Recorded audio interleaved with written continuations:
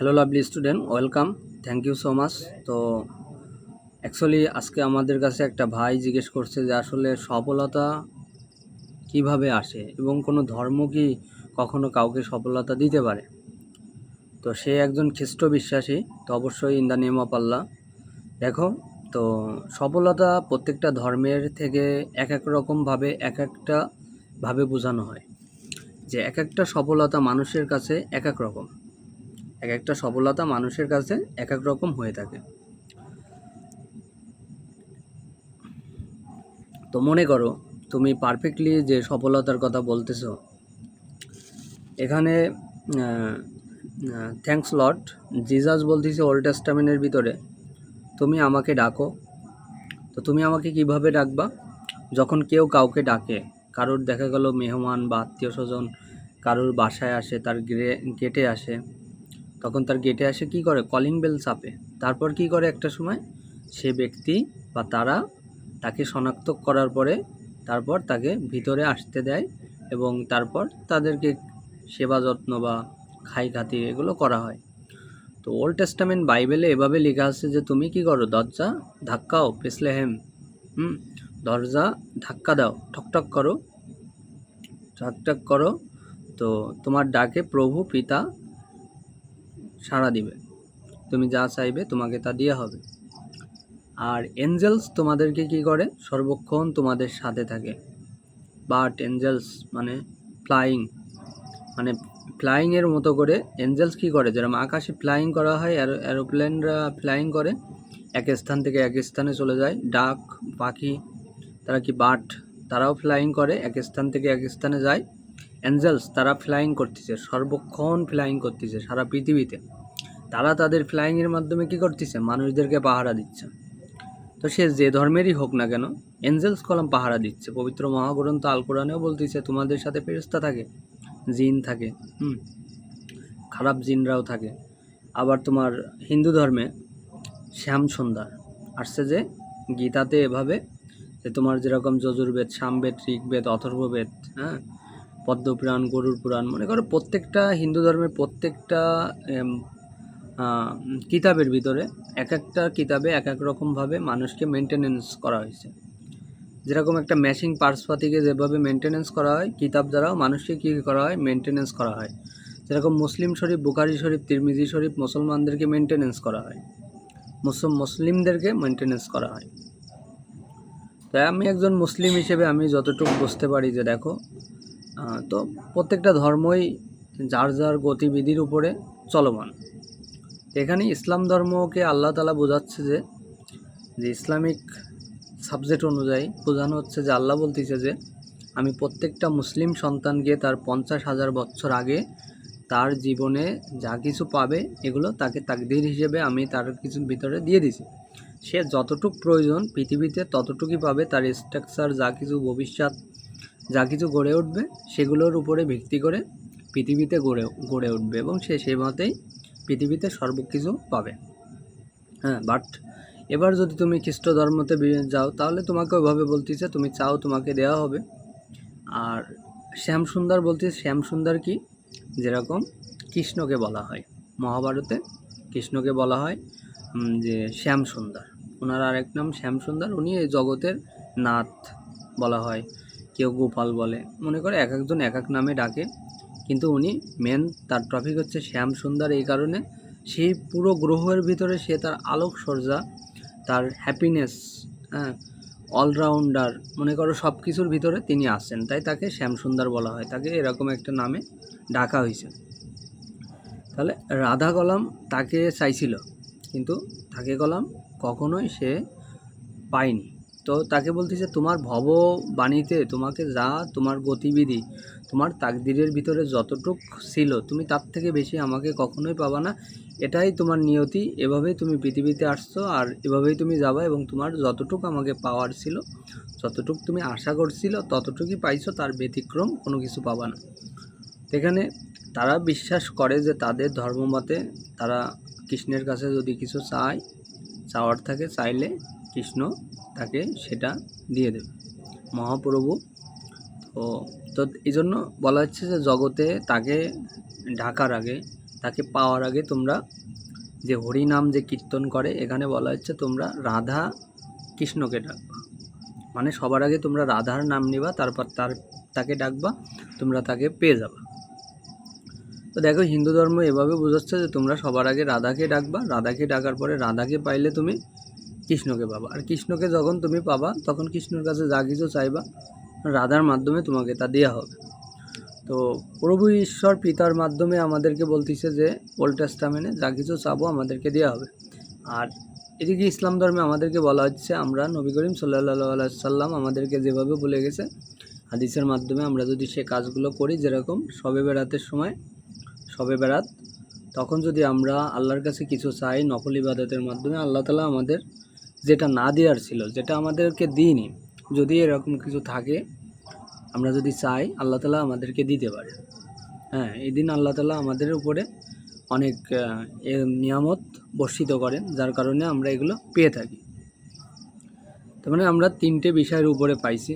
যে তো একটা সময় দেখাচ্ছে যে ওল্ড টেস্টামেন্ট দেখাচ্ছে যে যীশু খ্রিস্ট যে বলছে যে আমি কেন সফলতা পাচ্ছি না, ছেলেটা অবশ্যই বিভ্রান্ত বা কোনো রকম ত্রুটিযুক্ত, যার কারণে। তো দেখো ওল্ড টেস্টামেন্ট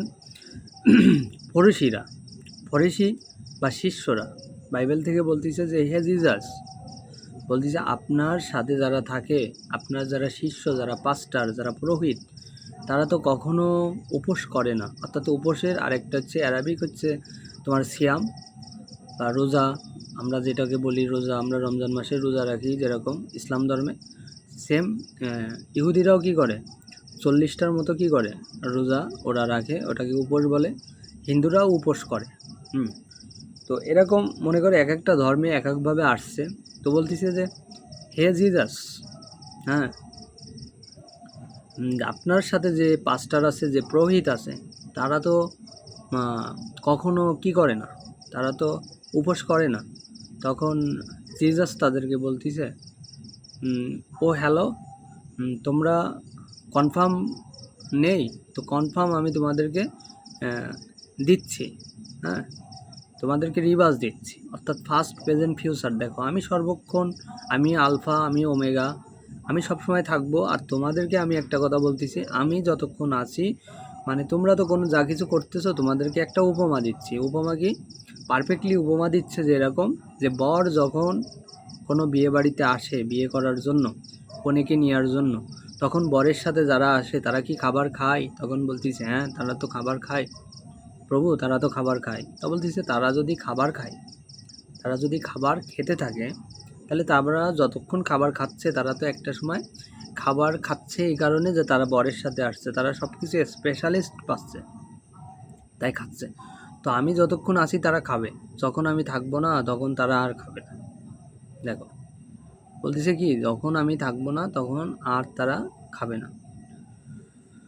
তো প্রভু জিজাস বলতেছে যারা আমাকে দেখে বিশ্বাস করে তারা স্বর্গে যাবে, কিন্তু যারা আমাকে না দেখে বিশ্বাস করে তারা আরও বেটারলি স্বর্গস্থান লাভ করবে। তো থ্যাঙ্কস লর্ড, আমরা আজকে যে বিষয়ের উপরে কথা বললাম পারফেক্টলি, যে একজন যুবক, খ্রিস্টীয় যুবক, হয়তো সে ক্যাথলিক চার্চ বা অর্থোডক্স যেখানেরই হোক না কেন, হ্যাঁ, তো অবশ্যই তার ভিতরে এই প্রশ্নটা ছিল যে প্রত্যেকটা ধর্ম কি আসলে মানুষের ভবিষ্যৎ নির্ধারণ করে?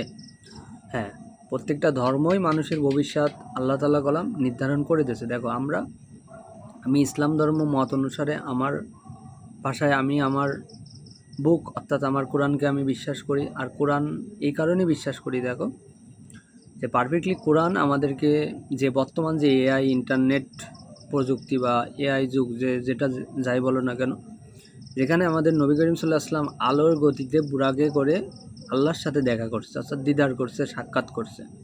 হ্যাঁ, তো তিনি যখন সাক্ষাৎ করছে, তার কাছে সব কিছু, পৃথিবীর সব যাবতীয় ফটোগ্রাফার, ফটোইস্ট, সব টেকনোলজি তাকে দেখানো হয়েছে, সে সব কিছু দেখছে। এখন আমরা এই বিষয়ের উপরে আমরা বিশ্বাস করব কেন? দেখো পৃথিবীতে তো অনেক ধর্মের তথ্যের উপরে বিশেষজ্ঞ ব্যক্তি, তারপরে নাস্তিক, ইহুদি, বিভিন্ন রকম থাকে। অনেকে বলে না এই ধর্ম সঠিক কি, এই ধর্ম সঠিক না, এই ধর্ম সঠিক কি, এই ধর্ম মিথ্যা। দেখো আমি একজন দেখা গেল যে ধর্মর সম্পর্কে যতটুকু জানি, যে আমি বাইবেল, গীতা এবং কোরআন নিয়ে আলোচনা করি। তো এই পারফেক্টলি 3টে ধর্মের ভিতরে আমার ধর্ম মতে আমি দেখতেছি যে আমার কাছে আমার ধর্ম সঠিক। অন্য একজন ছেলে হিন্দু ধর্ম, সে দেখতেছে তার কাছে তার ধর্ম সঠিক, বা আরেকজন খ্রিস্ট ধর্ম দেখতেছে তার কাছে তার ধর্ম সঠিক। এবার আমি তোমাদেরকে একটা কথা বলি, যে আমাদেরকে বলা হচ্ছে আরবিকতে মাকানা মুহাম্মাদুন আবা আহাদিম মির রিজালিকি রাসূলুল্লাহ খাতামান নাবিয়িনা ওয়া কানা আল্লাহু বিকুল্লি শাইইন আলিমা। আল্লাহ তাআলা আমাদেরকে বলতিছে যে আমাদের রব যিনি হাকিম, যিনি হামিদ, তিনি বলতিছে যে তোমাদের কাছে যে নবী আসছে এরপরে আর কোনো নবী আসবে না, ইনি রাসূল এবং নবী। তাকে বলতিছে যে হে মোহাম্মদ, সে মোহাম্মদ, মানে ও মোহাম্মদ, তোমরা কি জানো ইউসুফের কথা, 3000 বছর 5000 বছর আগের মুসার কথা, তাদের সেই সব যুগের কথা, তুমি কি তাদের কথা জানো? তোমার কাছে আমি এক উত্তম কাহিনী বর্ণনা করতেছি। সূরা ইউসুফে এভাবে বলা হচ্ছে, ডিরেকশন দেওয়া হচ্ছে, মানে অনেক পিসের ঘটনা। তাহলে আল্লাহ তাআলা কলাম ফার্স্ট, প্রেজেন্ট, ফিউচার। যেখানে কৃষ্ণ বলতিছে, অর্জুন বলতিছে হে প্রভু, আপনি কি আমার সম্পর্কে জানেন? তখন কৃষ্ণ বলতিছে হ্যাঁ, তোমার সম্পর্কে জানি, তোমার দাদার সম্পর্কে জানি, তোমার বাপের সম্পর্কে জানি, তোমার 14 পুরুষের সম্পর্কে জানি। কেন বলতিছে? কারণ কৃষ্ণ বলতিছে দেখো, আমি ফার্স্ট, প্রেজেন্ট, ফিউচার সম্পর্কে জানি, আমি তো ভগবান। হ্যাঁ, বলতেছে যে আমি তো ভগবান, আমি ফার্স্ট, প্রেজেন্ট, ফিউচার সম্পর্কে জানি। তো সেম ঘটনা আল্লাহ তাআলা আমাদেরকে বলতেছে কি, যে হে মোহাম্মদ, তোমাকে আমি তোমার পূর্বের ঘটনাগুলো তোমার সামনে আমি এনে দিচ্ছি, তোমার সামান্য কাগজের ভিতরে। এখনকার থিওরি দেখো, ইন্টারনেট কিরাম আলোর গতিতে আজকে আমার যে ফটোগ্রাফ তোমার কাছে পৌঁছে যাচ্ছে, আমার যে ভিডিও পৌঁছে যাচ্ছে, অন্য মানুষেরও দেখা গেল যে আমরা পৃথিবীতে শুধু বাংলাদেশে যারা আছি, আমরা যারা ফেসবুক চালাচ্ছি বাংলাদেশের ভিতরে, আমরা শুধুমাত্র এই দেখা গেল যশোর, খুলনা, কুষ্টিয়া, এই হচ্ছিল লোহাগাড়া, বিভিন্ন জায়গার, হ্যাঁ, এক জায়গার থেকে, খুলনার থেকে যারা খুলনার কাছে তারা খুলনাতে পাচ্ছে, যারা মনে করো রাজশাহী বিভাগে আছে তারা রাজশাহীর ভিতরে পাচ্ছে, যারা চিটংয়ের ভিতরে আছে চিটং পাচ্ছে, খুব দ্রুত ফেসবুক। কিন্তু দেখো, ফেসবুকের এই সারা পৃথিবীতে ফেসবুকের আন্ডারে আছে, সারা পৃথিবী ইউটিউবের আন্ডারে আছে। তাহলে তুমি অন্য দেশেরও স্ট্রাকচার, কালচার, তারাও অনেক ধরনের ধর্মের উপরে প্রতিষ্ঠিত, তারাও অনেক রকমভাবে তারা তাদের রবকে আরাধনা করতেছে, লর্ডকে আরাধনা করতেছে। হ্যাঁ, তো আমরা যাকে খ্রিস্টান যাকে লর্ড বলতেছে, আমরা তাকে আল্লাহ বলতেছি, হিন্দুরা তাকে ভগবান বলতেছে। এখন কথা হচ্ছে যে এঞ্জেলসরা মানুষের উপরে পাহারা দেয়, কারণ কি, তাদের যে তাকদির লেখা হয়েছে, তাদের যা কিছু দেওয়া হয়েছে, এগুলোর নিরাপত্তা দেয়। এঞ্জেলস তাদেরকে নিরাপত্তা দিয়ে থাকে। তো হিন্দু ধর্মে এঞ্জেলসকে বোঝানো হয়েছে দেবতা। এখন তারা ভগবানকে কী রূপে দেখছে একরকম, তো তারা দেবতাকে কী রূপে দেখছে। দেখো, এঞ্জেলসরা আকাশ থেকে আসে, মানে ফেরেশতারা আকাশ থেকে পৃথিবীতে আসে। অ্যারাবিকভাবে বলা হয় হচ্ছে মালাইকা বলা হয়। মালাইকা পৃথিবীতে আসতেছে, এঞ্জেলস পৃথিবীতে আসতেছে, দেবতা পৃথিবীতে আসতেছে। আর দেবতা পাখা নিয়ে আসে, পাখা থাকে তাদের। তো প্রজাপতির মতো মনে করো ব্ল্যাক হোল বা ডার্ক ওয়েবসাইটে যদি তুমি দেখো, একটা দেশে যাচ্ছে মানুষ একরকম স্টাইল, আরেকটা দেশে, বা আমাদের এই চোখে আমরা যা কিছু দেখি তার থেকেও অনেক কিছু আছে যা আমরা চোখে দেখি না। আমাদের আলোর ঝটকা যত দূর যায়, আমরা ততটুকুর ভিতরে সীমাবদ্ধ। কিন্তু অন্য পাশে জাতি আছে কি না, বা আমরা তো জানি অদৃশ্যে কী থাকে, জিন থাকে, অদৃশ্যে আরও অনেক কিছু থাকে। আল্লাহ তাআলা বলতেছে অদৃশ্যে অনেক কিছু থাকে। তাহলে আমার মতো সেম মানুষ আবার এক জায়গায় আছে, আবার আমাদের মতো বাংলাদেশ এক সাইডে আছে, তারা ফিউচারে আছে, বা প্রেজেন্টে, বা ফার্স্টে আছে, বা এই যে ইসরায়েল বা ইউক্রেন, রাশিয়া, তুমি যেটাই বলো না, সৌদি আরব, ফার্স্টে প্রেজেন্টে বিভিন্ন সময় তারা কলম আছে। তো ধর্মিক গাণিতিকভাবে দেখাচ্ছে যে এঞ্জেলসরা যখন আইছে, তখন ওনারা হিন্দু ধর্মের দেবতা হিসেবে তাদের হাত পাও সব বানায় দেখাচ্ছে যে এই যে এনারা হচ্ছে দেবতা। কিন্তু মহাপ্রভু কি, কৃষ্ণর কি 4-5টা হাত আছে দেখছো? দেখনি কলাম, সেই কলাম 4-5টা হাত নেই। তিনি কলাম পৃথিবীতে আসছে কি জন্য? পৃথিবীতে আসছে মা দুর্গাকে, মানে কি সঠিকভাবে তিনি হচ্ছিল হিন্দু ধর্মের মতে মা দুর্গা কি জানো? মা দুর্গা হচ্ছে তোমাদের মনে করো যে একটা জেলখানা, পৃথিবীটা হচ্ছে একটা জেলখানার যে মেন যে ওসি থাকে বা মেন যে দারোগা থাকে, যে যিনি এই ব্যাপারের উপরে সব ধরনের বিচারভার অর্পণ করে, উনি হচ্ছে মা দুর্গা। উনি শাস্তি দিয়ে থাকে। তো ওনাকে প্রতিষ্ঠিত করার জন্য, সঠিক স্থানে বসানোর জন্য উনি পৃথিবীতে আসছে।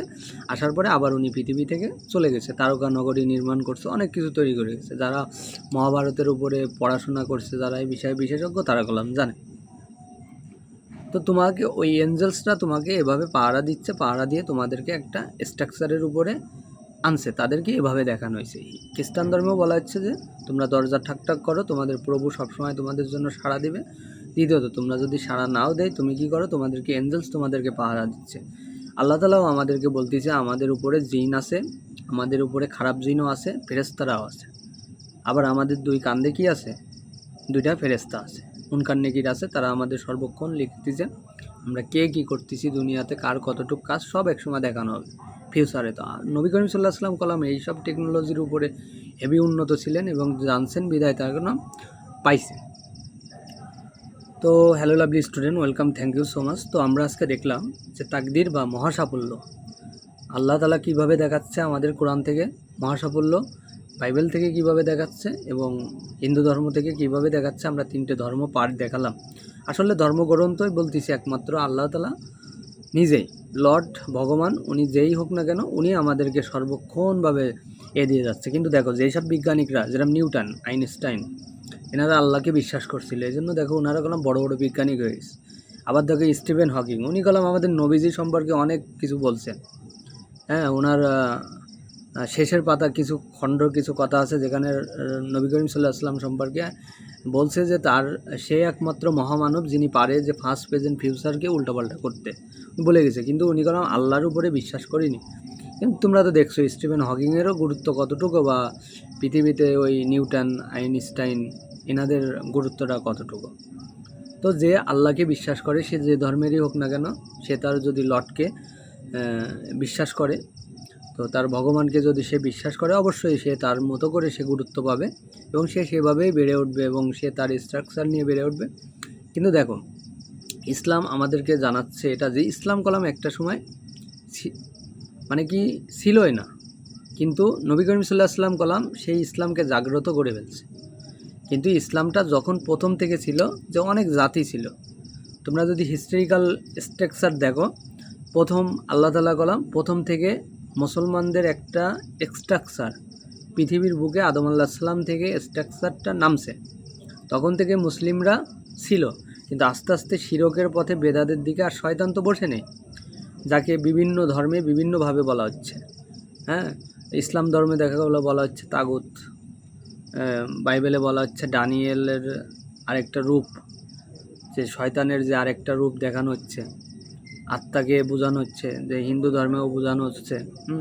এক একটা ধর্মে শয়তানকে এক এক রকম নাম দিয়ে এক একভাবে বোঝাচ্ছে। সে তো বসে নেই, সে বলে আইছে আমি মানুষদেরকে সঠিক পথ থেকে বিভ্রান্ত পথে নিয়ে যাব। আর এই বিভ্রান্ত পথে নেওয়ার জন্য সর্বক্ষণভাবে চেষ্টা করতেছে। তো একজন মুসলমান কি করবে? এখানে আমাদের একটাই মাত্র ধারণা যে আল্লাহকে, প্রথম কথা, আমি যেহেতু অন্য পার্টের উপরে রিসার্চটা শুধুমাত্র সফলতা, যে ছেলেটা বলছে যে ধর্ম কি সফলতা দিতে পারে এবং আল্লাহ কি আমাদেরকে সফলতা করে রাখছে না করবে, নাকি আমরা কেন সফল পাচ্ছি না। দেখো ভাই, এখানে আমার একটাই কথা, যুক্তিতর্ক একটাই আসে, তুমি তোমার লর্ডের উপরে বিশ্বাস করো, এঞ্জেলস তোমাকে দিবে। তুমি যদি এরপরেও তোমার ভিতরে যদি জাস্টিফাই করার মন মানসিকতা থাকে, তোমাকে ফেরেশতারা সর্বক্ষণ পাহারা দিচ্ছে। প্রথম কথা, তুমি দেখো ইব্রাহিম আলাইহিস সালাম কলাম মুসলিম ছিলেন না, তিনি কলাম তার পিতা ছিল আজর, তিনি একজন হিন্দু, মানে কি তার মূর্তি পূজা তৈরি করতো, মূর্তির আবিষ্কারক ছিল।